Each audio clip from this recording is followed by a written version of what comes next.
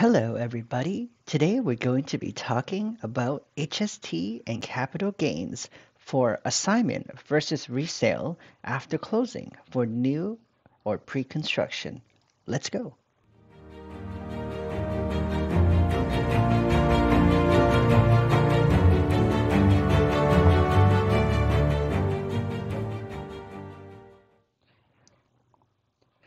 Okay, so let's get into the presentation. So after you close on a pre-construction or after at least after you put the deposit in, you have a few ways to sell it. You can assign it before closing. So let's see the implications of that. Let's use an example. A $400,000 purchase price in 2019 that has a selling price of January 2023 of 700,000. And right now we're November, so usually we're currently in the interim occupancy period.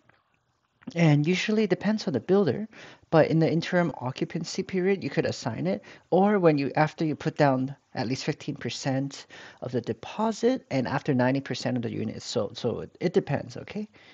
And we're gonna say the deposit is 80K. So now let's go over the math for assignment.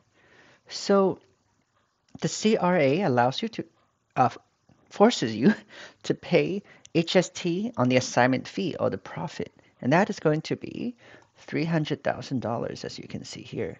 So if we multiply 300,000 by the 13% HST, it's going to be 39K of HST. And rules are always changing, so please keep checking. But as of May 6, 2022, you no longer need to pay HST on the deposit. You used to have to pay HST on that $80,000 deposit that I mentioned before.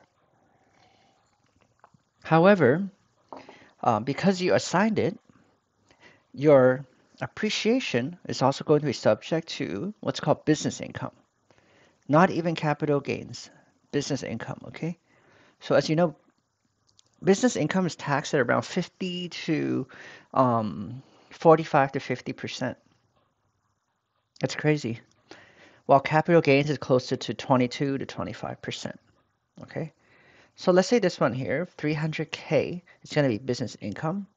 45% of that is close to 135K. So here's your total cash after everything.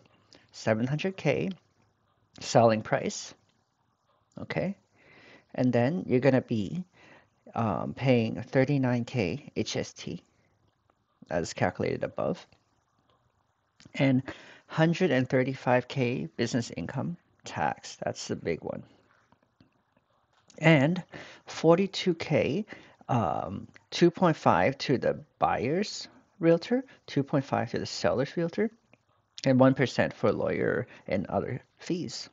And that's very standard in buying, seller's closing costs. Okay, so in total you have 484K cash left. So not a lot. It's a lot of money gone, right? So let's keep looking here. Now we have the option to close. However, just remember that when you close, please allocate around 5 to 7% as closing costs. And this is not the selling cost. This is closing with the builder. And let me go over some of those numbers. So let's take a look at a little bit of closing costs of new pre-constructions, okay? Please allocate 5 to 7%. And here are some of the things. Land transfer tax, development charges. These aren't in resale property, so that's why uh, new or pre-construction is higher than resale for the buying side closing costs, okay? Development charges, park community education levies, because now you're making an area more populated. The government needs to build more things, parks and stuff to support this new population. And they're gonna pass those costs along to the buyers of the pre-construction, people who close, okay? Still gonna have to pay the buyer lawyer fees. And they always have like many random costs, miscellaneous costs, utility hookup fees. That's you don't need that, right, for resale. Terry and warranty, non-resale. Um, you know, there's a discharge of construction mortgage, site review, all these things, and they add up. For reference, resale properties, the main closing costs, I know this really well. It's just land transfer tax. Okay, that's the main one. So take a look here. 1.5 to 4% versus 5 to 7%. So they're ready to close. It's already a big con. But as we see later, I'm going to show you guys that there's a lot less taxes and capital gains and stuff. Let's go. So there's going to be four options for closing, for selling after closing, okay? The lowest cost one, the most cash available. However, please note that you're going to be paying interest on mortgage, maintenance fee, taxes for this one, but I think it's still worth it. So no HST, no capital gains. So as you can see, the government's really manipulating the rules to encourage, to really not punish people who just want to live. They're taxing rich investors. Okay, so they want you to live there for 1 year, and you need to change, to do this, there's a bunch of rules. Change your license and utilities to your name, license to this new address, deem it as a principal residence on your tax, tax documents. It can also be an immediate family member, so that lives there for at least 1 year, okay? So if you live here, if you follow these rules, you don't pay any HST upfront. It'll be instant rebate. And what I mean by that is basically, 700K is already assuming you're getting the HST rebate. Okay? And now you just have to pay the closing costs for selling side, which this is very standard. Buying and sellers, realtor and lawyer. So you'll have 658K cash left. This is the best option. Now, option B. This is for someone who wants to sell the property ASAP. Live in property for 4 months, then sell. Please refer to my video. Please check my videos how to prevent capital gains tax on new pre-construction or an HST implication on new pre-construction. And look that up on this exact channel. Yeah, so you'll understand a bit more on this part, okay? And now, basically, if you live for there for 4 to 8 months approximately, CRA is always changing the scale, and I go deeper in my other video.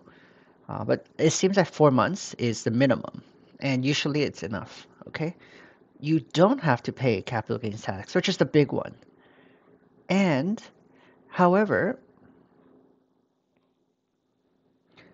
you will get your HST rebate upfront, which means I guess just means you don't have to pay it because 700 is assuming you get the rebate. But if you sell the property within before 1 year, you have to pay back your 21K HST. Okay, and then minus the closing cost. Now we're at 637. And now we're going to go to another option. Before I go on to the next option, I just want to compare option B and A real quick. A is living there for 1 year. Then you don't have to pay the HST, right? That's the only difference. And if you live there for less than 1 year, then you have to pay the HST. But you definitely want to live there 4 months because the capital gains tax is going to be huge. So let's move on. So option C, we got renting. Sorry about the slideshow. Renting out for 18 months, then sell. Okay? So there won't be HST because it's being rented out for more than 18 months. However, this will count as capital gains tax. Okay? Which will be at 67.5K. Also known as 22.5 of the capital gains that you have. Because capital gains is around 22 to 25%. And then we've got 42K as buyers closing costs, seller's closing costs. So you got your 590K left. Please note, option 2C, you need to pay 21K additional on closing, and you'll get this rebate back in 3 months. So you can get a loan, or if you have this in cash. Of course, this is not as ideal as getting the rebate instantly, which is applicable for principal residence. Now we're option 2D, renting it out for 12 to 18 months and then selling. So there will be no HST on this one because you have rented it out for more than 1 year. However, because you rented out for less than 18 months, it counts as a flip. So you're taxed at the 135K business income tax instead of the 67.5 capital gains tax rate of 22.5. So this is not as good. And yeah, you do have to pay that closing costs as with all of them for selling. And you have to pay the HST as well upfront. But rebate comes within 3 months again. Okay. So now we have another option. Option 3. This is a creative solution. And it is to have no HST or capital gains or income tax, but you don't sell the property for a long time. It's only for people who don't have another principal residence or don't need to sell the property for a long time, okay? So first, you need to live there for 4 months at least, up to 8 months to make it a principal residence. And on closing, you won't have to pay the HST, as you can see from option 2A and B. So in order to do this, you change documents to your new home, as I stated before. And then now you also don't need to pay capital gains tax because you've already designated it as your principal residence. And then now we can do something creative. This is a CRA. You can search this up, changing all your principal residence or rental or business property. So you cannot have any other principal residence. So if you already have one, then this is not as good. And you need to be a resident of Canada. And you can designate your principal residence, sorry, your rental property as a principal residence for 4 years. So for some people, this is interesting because basically you can get all the benefits of not paying the HST, no capital gains when you sell on the appreciation of 4 years, and you can rent it out. This is only useful in very specific group of people. Someone who maybe has, they can live somewhere else. Maybe they can live with their parents, or maybe someone who doesn't mind living in a rental property. Assuming that's, you know, fine, they're okay with that type of quality of life, being maybe getting kicked out at any time with a notice, or um, kind of almost a money sink, because you're not paying any of that rent towards principal, like on a mortgage. So I just want to recap everything. Assignment has the worst amount of cash after because the government is really punishing this, and mostly this comes in the form of the business income tax. And in terms of um, closing, if you close and sell, it would be best to, if you're not in a rush, to just live there for a year. If you have, especially if you have no other place to live or other principal residence, live there for a year and then sell it, then you have no capital gains or HST. However, if you're in a rush to sell it, just live there for 4 months. And then, first of all, you don't pay the HST, right? And you just pay but you have to pay it back when you sell it. But no capital gains tax is the main thing, especially, sorry, if your unit has appreciated in value. So see, let's go through the numbers real quick. 484K for assignment. And then here is 658K. That's a lot more money. And then if you sell it quick, it's not, you don't lose a lot. It's just the HST. And then when you rent it out right after closing, that's actually, I don't recommend that if there was a lot of appreciation because as you can see here, now you have 590K or 523K. Renting it more than 18 months is okay, but you do have to pay that 67.5K. And yeah, it really depends on your personal situation. If you already have a place to live and you're going to leave this property vacant, you're going to be losing a lot of money anyways on maintenance fees. Maybe let's say, you know, and taxes, right? Let's say yearly tax 3,000, maintenance fee 5,000, 6,000, assuming 500 a month, right? So that's already 10,000 you're losing by leaving the property vacant. Um, so yeah, those are some of the implications. However, please note that leaving the property vacant, you actually don't get HST back as well. So that's also something, that's another option. But I don't really like to list it as an option because that's pretty bad.